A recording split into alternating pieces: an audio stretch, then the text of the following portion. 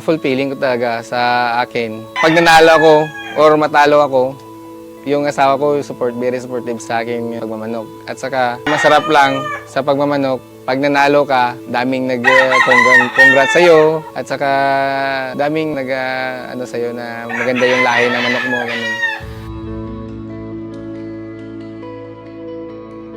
Magandang araw sa lahat. Ako pala si Mark Domingo Jaba, ang owner ng Cristan Game Farm dito sa Haniway, Balanak, Iloilo.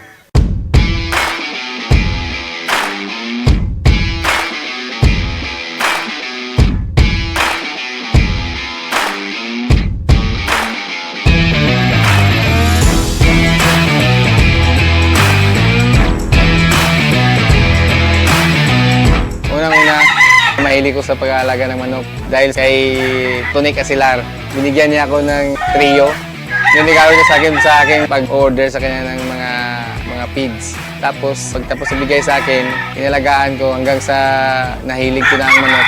Bumili na ako ng sarili kong lahi hanggang sa dumami. Umpisa, konti lang backyards lang Diyan lang sa tabi ng bahay ko. Hanggang may nakilala ko na mga kaibigan sina Colonel Stampador at saka si Elmer Horkens na yung sa Amerika. Dito na nilagay yung mga imported niya ng mga manok. Tapos ito, nakapag-produce ako ng mga magagandang lahi. Saka maganda naman yung mga pagpapanalo. Sa ngayon, 100 or 120 ang kaya i-record. Ang meron ako dito, nakita niyo yung flying pin na diretso na sa yung mga cross pala na flying pin. Hindi na ako naglalagay ng yung flying pin na diretso na sila sa cord flying pin At saka yung breeding pin ko, yung normal lang na breeding pin. Ang bloodlines ko, Sweeter, Raptor Sweeter, Gilmore, Hats, at saka mayroon akong Kanawayon, mayroon din akong Roundhead, at saka Stewart. Ang Raptor Sweeter ko, pinakross ko siya sa Gilmore at saka sa Stewart. Saka sa sa Gilmore naman, kasi more on win siya kung ipuro ko, pinupuro ko na lang siya sa Gilmore. Minsan kinokross din siya sa Stewart. Yung nagustuhan ko talaga sa sa bloodline ko yung Raptor Sweeter na cross ko siya sa Gilmore. Kasi ninala namin sa Cebu, nanalo siya doon. Tapos dito, ilang beses talaga walang sugat Kaya ilang beses ko siya na napanalo, 5 times winner na, walang sugat. Kaya ngayon, yun na yung yung Raptor cross to Gilmore. Ang achievements ng Cristan Game Farms, nakapag-solo champion kami sa Liba. Kaya ang nito na kasi lang yung promotion.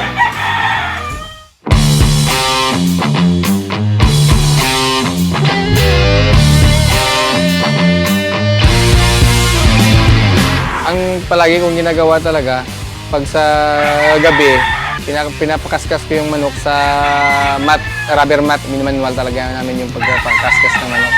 Para yung tail ng manok, mabilis magkahig niya. Saka nagpapailaw sa gabi, tapos pag sa umaga, na lang namin, kinakatching na lang namin yung manok.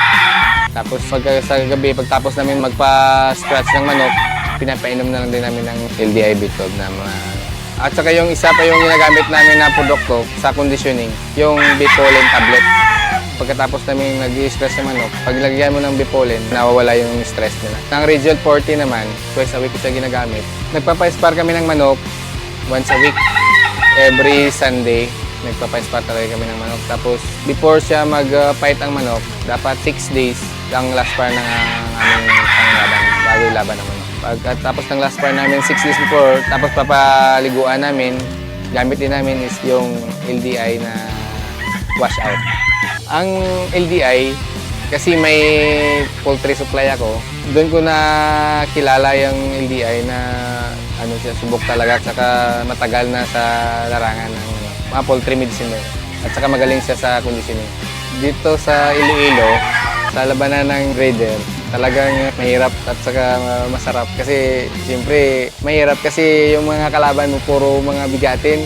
Masarap kasi pag natalo mo sila, siyempre proud ka man sa yung sariling mga bloodlines na natatalo mo sila. Saka ang mahirap lang, siyempre upgrade ka talaga ng iyong lahi. Advice ko lang sa lahat ng sabungero, kung ano yung nananalo sa na bloodlines, yun na lang yung i-maintain at saka gamit talaga kayo ng LDI kasi yun talaga yung magandang vitamin at saka gamot. Unang-una, salamat kay Tony Casilar kasi siya talaga yung nagpasimula sa akin sa pagmamanok. At saka salamat sa mga bloodlines na binigay niya. At saka salamat din sa LDI sa tagal na suporta niya sa aking store, sa aking mga manok na nagbibigay sila ng magandang advice. At saka salamat din sa Sabong TV. Pagpunta niyo dito.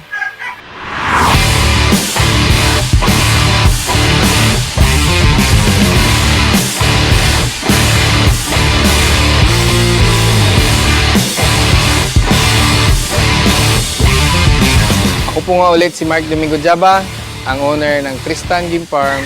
Alagang tunay, laking LDI.